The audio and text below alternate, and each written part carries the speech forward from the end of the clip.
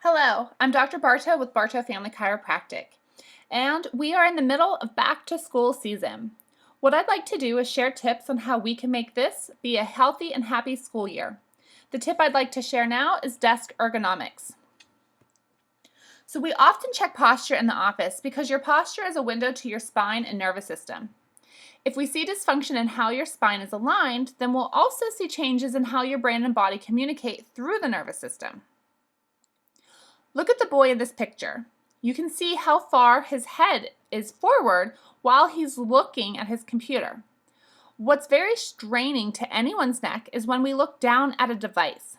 This is because the average head weighs about 8 pounds, but when our head shifts forward, it adds 10 pounds for every inch to the muscles of our neck and shoulders. This singular posture change has far-reaching effects on your child's overall health and well-being. But if you don't want to just take my word for it, let's try a simple experiment. Hunch yourself forward like the little guy in this photo, or like you see your kids when they're on a device or at a desk, and take a deep breath in. Then sit up straight and take another deep breath in, and notice how much more you can fill your lungs. Biomechanically, it's impossible to fill your lungs fully in these postures. If we can't fill our lungs, we have less oxygen reaching our entire brain and body. Obviously, that's critical, but there's more. Forward head posture has been shown scientifically to decrease testosterone production. So our hormones are impacted. It also increases stress hormones like cortisol. So when your kids come home and they're exceptionally stressed out, it can in part be because of how they just spent their day sitting in school.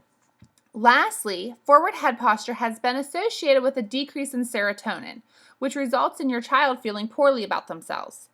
This is really important. When we see these postural changes, it stresses our kids out and they feel badly about themselves.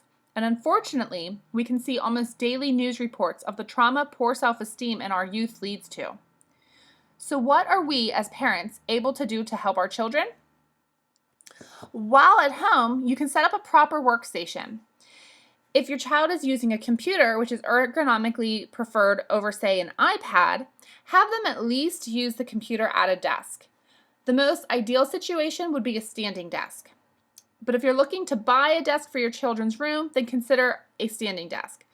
But here are some additional ideas to help turn what you do have into a standing desk. So you can see this is a really simple one. It's just a table that's being supported up with something. I've done this before and I use something like cinder block, something that's going to have a sturdy base, because certainly we don't want this table to fall, especially with a computer on it. Here's another idea. Just raise the computer screen and the keyboard. So whether you're standing or sitting, the top of the screen should be about at eye level. The rest of these tips are for sitting. So if this is what your child needs to do, then you might as well do it right.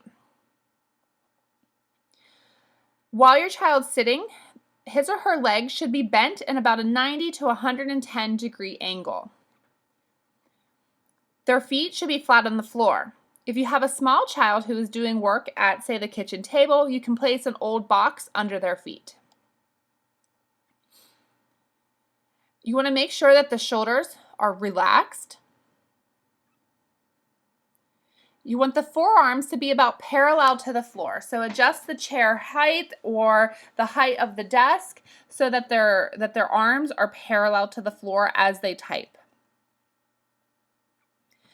The chair should have a backrest that supports their lower back appropriately, rather than allowing the child to lean forward or to slouch. Now, the one caveat to this would be to use a large exercise ball. When we sit on an exercise ball, that helps to keep the core engaged, and it keeps the muscles of the low back from fatiguing because they actually get to be engaged all day. So an exercise ball is actually a really great idea to use instead of a chair. To offset those times that poor workstation must be used, we should be practicing spinal hygiene exercises to strengthen our spine. If you're a patient in the office, then what you're seeing here are a few of the YWTL exercises that will balance the muscles across the chest and back. Now, in our office, we actually have testing that can demonstrate to you as the patient and parent where stress exists within your nervous system. We are committed to doing these tests regularly through care so that we can continuously monitor progress and adjust our recommendations appropriately. Your child's health is just as important to me as it is to you. So for that reason, I'm never going to guess at what may be happening. I'll use objective testing to know for sure and will always share that information with you.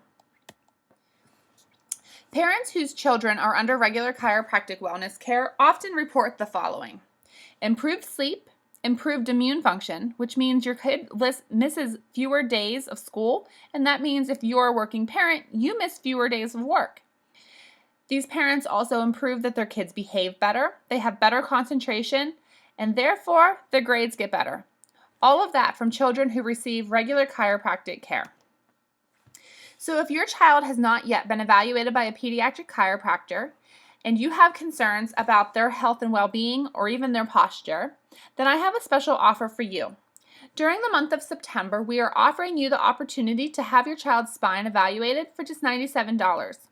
That will save you $50 from our typical fees and will include a complimentary review of findings so that we can review any significant findings as well as our recommendations to help your child grow and develop optimally so they can be their best self. Give our office a call to schedule and mention this back to school special to receive the discount. We're looking forward to helping you help your child.